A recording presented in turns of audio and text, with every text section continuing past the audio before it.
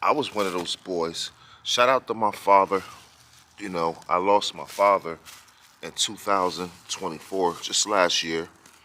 I don't even think it's been a whole year since he's been gone.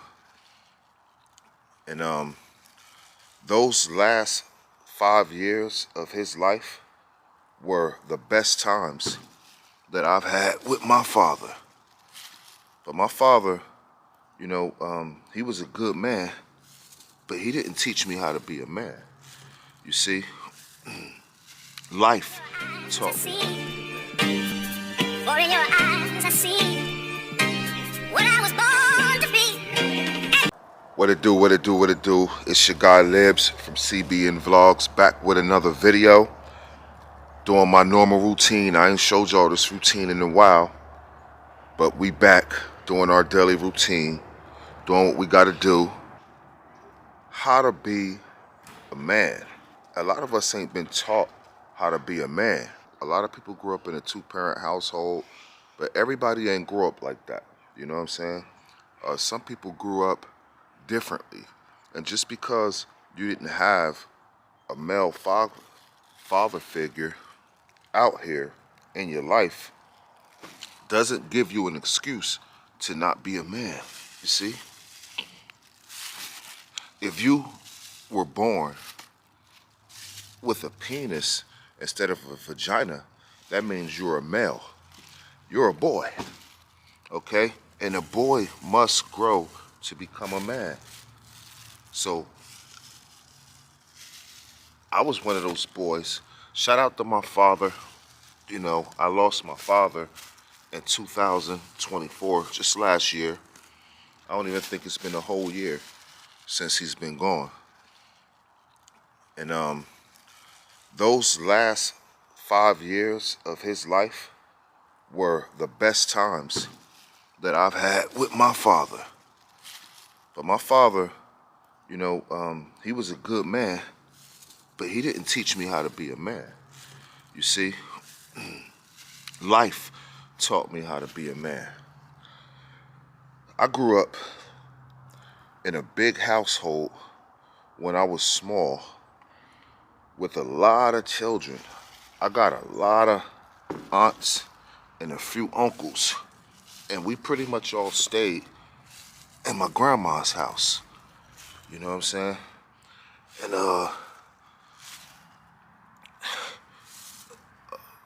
up until the age of around 10, me and my little brother, the same one y'all see on the lives, and my sister, may she rest in peace, my little sister, we was sent to a foster home. And I think I was around the age of 10, right? Boy, it's a lot of poop in this yard. They've been letting them go. I think I was around the age of 10, and we were sent to a foster home. And the good thing about the foster home that I could say is that me, my brother, and my sister were all under one roof. We wasn't separated, so God was looking out for us even way back then at the tender age of 10 years old for me. A lot of times back in those days, if you was going to a foster home and you got a brother and a sister, it's a good possibility that you guys would be separated. But they didn't separate me, my brother, and my sister. We were all under one roof with the best foster mother that one could ever ask for. Her name was Betty Jackson. May she rest in peace. We called her Auntie. Everybody called her Auntie. The people in the street called her Auntie. The neighbors called her Auntie. She was just Auntie to everybody because she looked out for everybody, not just us. And in that foster home, we seen many, many children come and go. First of all, I was wondering, why in the world are we here? This is not our family. Why are we here? And years later, I think I figured it out. But as a child, there was no way that I could crack the code. But years later, as a teenager, I believe that because it was so many people in my grandma's house, I believe it had a lot to do with my mom. Maybe my mom wasn't living up to her mother's expectations, and maybe her mother wanted to teach her a lesson. You know, just like you would do with your kids. If your kids ain't doing right, as a parent, it's your job to teach them. And I believe that my grandmother probably was trying to teach my mother a lesson about parenting. And you have children, and there's a certain things that you have to do that she probably wasn't doing. So we wound up in the foster home. And hey, cut it out. There still wasn't a male figure in that foster home, right? At that time, prior to going to the foster home, the only male figure that I knew that I could recognize was my grandfather. May he rest in peace. Stop! Stop! And my grandfather, one thing that I could say that I picked up from him is I work a lot. That's what he was known for to me. Granddaddy, he worked. He went to work. He came home, watched a little bit of TV, maybe sat on the porch, smoked a cigar, and he went to his room. So one thing I could say about my grandfather is he worked a lot. And that's what I do. I'm constantly working. So I guess in that sense, I'm just like Granddaddy.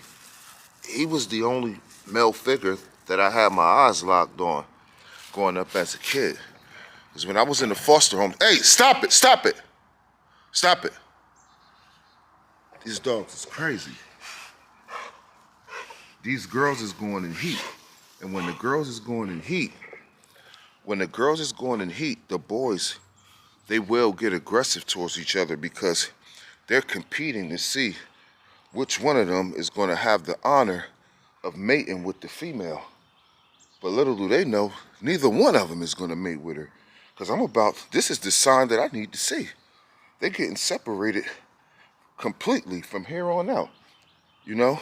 And so when I moved to the foster home, I grew up out Wilbur section. You know what I'm saying? And I ain't gonna lie, it was kind of rough out there. From day one, it was a little rougher than out west side that I was used to. For one, at least the people out west side, I was familiar seeing. So when I moved out Wilbur section, these were all new people to me. And it was a coincidence that the foster home that we went to, my father lived 2 blocks down. And my older sister lived 2 blocks down as well. And my foster mother had a niece, and she just happened to personally know my older sister. When I told her who my sister was, she said, I know your sister. She called her up on the phone and said, hey, guess who's down here at my house right now? She said, your brothers and your sister. So now my older sister lives 2 blocks down from my foster home, and my father also lives 2 blocks down from my foster home. So I started warming up a little bit. I started warming up. But just like just like my mom was struggling, my dad was also struggling. So, you know, I would see him from time to time in the street. But it was no thing like, you know, this is my son, and I'm going to teach you how to be a man. He had his own issues. So we spent like 7 years in that foster home. After seeing people come and seeing people go, seeing kids come, seeing kids go, and we're still there, we just kind of got used to it. And I think my foster mother was even thinking about adopting us at one point, until she actually met my mother, and she liked my mother, and she was actually rooting for my mother. I think I got all the poop up, guys. I think I got it all up. And she was actually rooting for my mother, and she wanted my mother to get us back. So she was like, I'm not gonna adopt them because they mom gonna get them back. Move. And that was a beautiful thing because 7 years later, my mom actually got us back. She met a man that helped her out with some things in her life, and she was able to get a house. Get down.